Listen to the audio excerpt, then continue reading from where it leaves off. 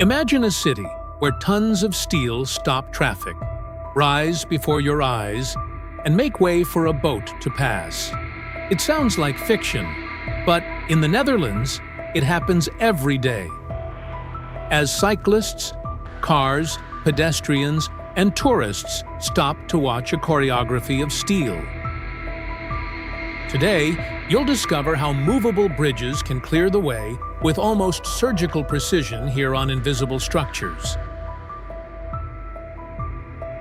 The scene begins simply. A boat approaches a narrow canal. Ahead, there is a bridge that looks ordinary, solid, heavy, built to carry trucks, bicycles, and thousands of footsteps each day. But then lights appear, gates come down, traffic freezes, and something remarkable happens. That mass of metal and concrete starts to move as if it were weightless. In seconds, the road becomes an open doorway for the water. And the most curious part is that this is not just a tourist spectacle, it is a necessity. In many Dutch cities, streets and canals have shared the same space for centuries. If the bridges were too fixed, boats would get trapped. If they stayed open all the time, the cities would grind to a halt. But how does a bridge weighing tons move without collapsing? Who decides the exact moment to open it? And what systems keep a distracted cyclist from being on it at the wrong time? Before uncovering this invisible mechanism, subscribe to Invisible Structures. After all, would you trust a bridge that has to move out of place in order to work? To understand why the Netherlands has so many movable bridges, you have to see the country as one vast hydraulic machine. There, water is not background scenery. It is part of the city. Rivers, canals, lakes, ports, dikes, and low-lying areas form such a present network that, in many places, crossing a street and crossing a canal belong to the same routine. In many countries, bridges exist to overcome rivers. In the Netherlands, many bridges exist to negotiate with them. A fixed bridge solves the problem for cars, pedestrians, and bicycles. But if it is too low, it traps boats, blocks canals, and interrupts routes used for generations. So the question was not only, how do we cross the water? The question was, how do we cross the water without stopping it from remaining a road? For centuries, the Dutch learned that fighting water all the time would be pointless. The solution was to control it, organize it, and live with it. Canals served drainage, transport, trade, defense, and urban growth. Before trucks dominated the roads, much heavy cargo traveled better by water. A boat could move tons with less effort than carts stuck in narrow streets. Over time, houses rose around the canals. Streets grew alongside the water. Workshops, warehouses, markets, and entire neighborhoods fit into this urban grid. Every crossing had to serve two flows at once, the flow of boats and the flow of people. If cities built only high bridges, many would be expensive, long, and hard to fit into historic centers. If they built only low bridges, larger boats could not pass. The movable bridge was born from this conflict. It is an elegant solution. Most of the time, it stays closed, working like an ordinary street. Bicycles pass, cars cross, and pedestrians never even think about the mechanism hidden inside. But when a vessel needs to continue its journey, the structure changes its role. The street stops, the bridge moves, and the canal takes back its space. Then everything returns to normal. What makes this even more impressive is how well it fits the Dutch way of planning territory. In dense areas, there is no room to waste on massive ramps at every canal. A movable bridge allows for a low, compact, practical crossing without sacrificing navigation. Engineering does not appear as a monument. It appears as a perfect fit. And here is a detail few people notice. A movable bridge does not serve only large boats. It preserves the logic of an entire system.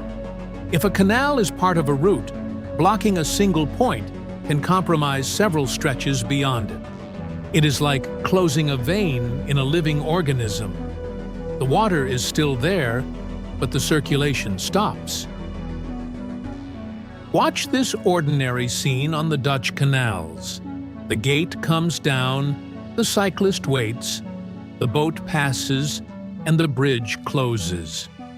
It feels routine, but behind that single minute is one of the most efficient ideas in urban engineering, making heavy structures behave like flexible parts of the city. So if you enjoy discovering the hidden solutions that keep the world working unnoticed, leave a like now. It helps invisible structures reveal the gears that hold entire cities together. Another reason there are so many movable bridges is the culture of navigation. In the Netherlands, boats are not just historical memories or photo attractions. They are still part of urban identity, tourism, services, and internal routes. The canal is not a dead obstacle. It is an active roadway, and an active roadway needs intelligent crossings. When everything works well, almost no one notices the complexity. The tourist sees beauty. The resident sees routine. The engineer sees a choreography of weights, motors, sensors, and decisions. And the boat simply continues its journey. Now comes the most curious question. How does each type of bridge get out of the way? Not every movable bridge moves the same way. Some rise like the lid of a box. Others swing to the side, like a giant gate. Some lift vertically, and others tilt using counterweights. From the outside, the movement looks simple. On the inside, each model solves a different problem. The Bascule Bridge is one of the most famous. It works like a monumental seesaw. On one side is the deck, where cars, bicycles, and pedestrians pass. On the other, often hidden, is a counterweight. That detail is essential, because lifting an entire bridge without balance would be like trying to raise a vault door with your bare hands. The counterweight reduces the effort, while motors or hydraulic systems control the movement. When it rises, the secret is not just force, it is balance. The axle must withstand immense loads, the joints must survive daily repetition, and the system has to stop at the exact right point. A tiny error can throw it out of alignment, jam the closing process, or speed up wear. The graceful movement tourists film is actually the result of invisible calculations. Another striking type is the swing bridge. Instead of lifting, it opens to the side, rotating around a central or side pivot. Imagine a ruler laid across a canal. Now imagine that ruler turning until it lines up with the bank. The waterway clears, and the bridge stops being an obstacle without ever having to rise. But a swing bridge needs space. As it turns, it occupies an area around its pivot. Nothing can be in the way. Posts, walls, trees, or buildings. The bridge does not move alone. It needs a clear zone around it. It is an urban machine that needs room to breathe. Vertical lift bridges look even more impressive. Instead of tilting or rotating, the entire deck rises horizontally, suspended by towers, cables, and guides. The roadway stays level. only several meters higher. It is as if a piece of the street took an elevator to let the boat pass. The advantage is that it opens a wider span without tilting the structure. The disadvantage is that everything has to rise in perfect sync. If one side climbs faster than the other, dangerous stresses appear. That is why sensors monitor the position throughout the entire movement. There is also the classic drawbridge, the kind that recalls castles but has taken on modern, urban forms. It lifts one or two leaves, opening the passage like a great metal mouth above the canal. In Dutch cities, many have become visual landmarks. Beautiful, narrow, photogenic, yet deeply functional. A common myth is to imagine these bridges are fragile because they move. In practice, the opposite is true. They have to be as strong as a road and as obedient as a machine. They must withstand weight, wind, vibration, rain, corrosion, and still repeat the same movement thousands of times. And here is the most impressive detail. The hard part is not just opening. It is returning to the exact right place. When it closes, the bridge must align the deck, lock the structure, and let vehicles pass without feeling they are crossing an articulated machine. The final fit is just as important as the opening. Now, tell me in the comments, which of these types do you find most impressive? The bridge that lifts, the one that swings, or the one that rises as a whole? And make sure to subscribe to Invisible Structures. But the most delicate question still remains. How do you make sure no one is in the wrong place when the bridge starts to move? A movable bridge should never surprise anyone standing on it. Before the steel moves, the entire city receives warnings. Lights flash, alarms sound, displays change, gates come down, and the flow of pedestrians, cyclists, and vehicles is interrupted. It may seem excessive for an opening that lasts only a few minutes, but here there is no room for improvisation. The sequence has to happen in order. First, the system identifies or receives the request for passage. That may come through an operator, remote control, local programming, or a control center. Then, the signals activate. Next, the gates block the entrance. Only when the area is protected does the bridge unlock and begin to move. This unlocking is crucial. When closed, the bridge cannot simply rest in place. It has to be locked and supported to carry loads. Trucks, cars, and bicycles create different forces. Wind pushes against it. Vibration spreads through it. Cold and heat expand the materials. So before opening, the bridge releases its fastening points. After closing, it locks everything again. That is why sensors are so important. They confirm whether the gate came down, whether the roadway is blocked, whether the bridge unlocked, whether the deck reached the correct angle, whether the structure returned to the right position, and whether the final lock was completed. Each step answers one simple question. Is it safe to continue? If one of those answers fails, the process can stop. That frustrates the people waiting, but it protects lives. A bridge stopped for safety is better than a bridge obeying the wrong command. There is also communication with boats. On many canals, passage is not a matter of simply arriving and opening. There are schedules, rules, navigation signals, and priorities. A boat may have to wait because road traffic is heavy, because another vessel is coming the other way, because the bridge is under maintenance, or because the route requires coordination with nearby bridges. This point is fascinating. A movable bridge rarely works alone. In cities with several canals, a vessel may pass through a sequence of bridges. If one opens too early and another takes too long, the boat gets trapped between stretches. If they all open without coordination, road traffic suffers. The ideal is to create a controlled wave, where the city yields to the water for exactly as long as needed, then recovers its flow. For the operator, the bridge is not just a structure. It is a crossing between worlds. On one side, people in a hurry. On the other, boats that need space. In the middle, a heavy machine that must move smoothly.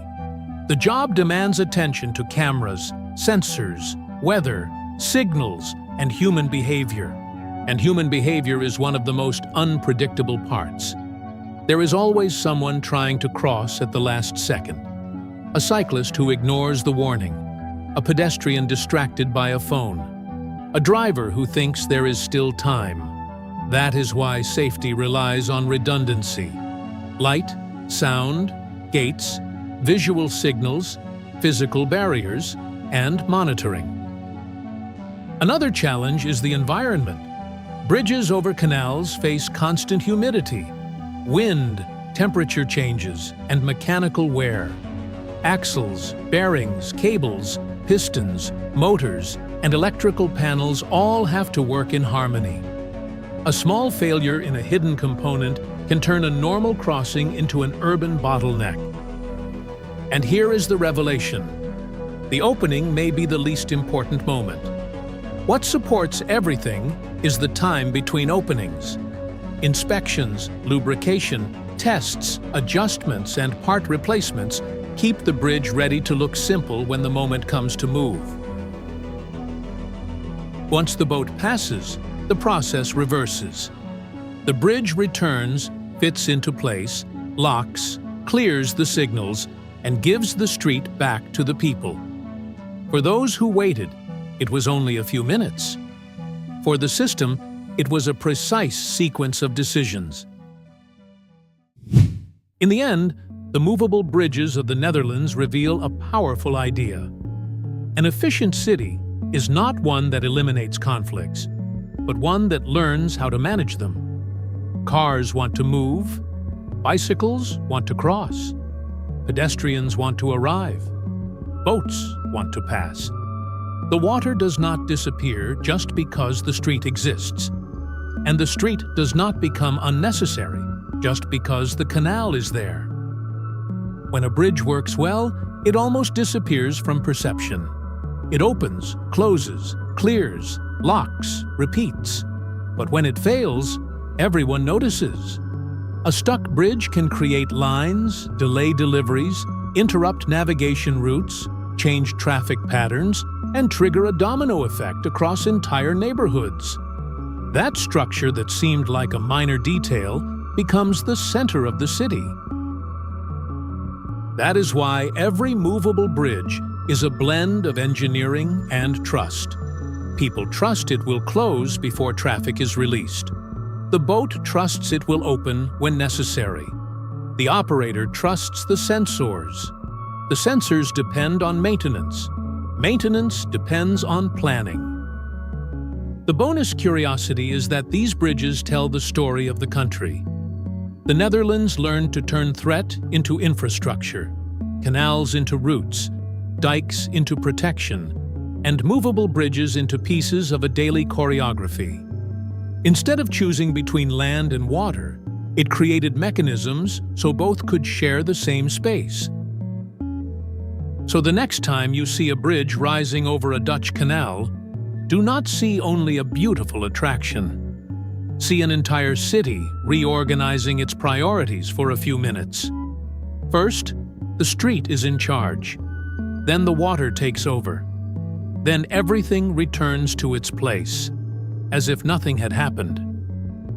And maybe that is the greatest trick of these structures, moving tons of steel so everyday life can feel light.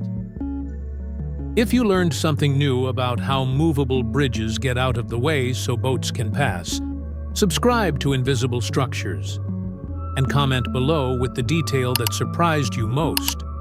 The counterweight, the sensors, the coordinated operation, or the fact that an entire city has to stop so the water can keep moving.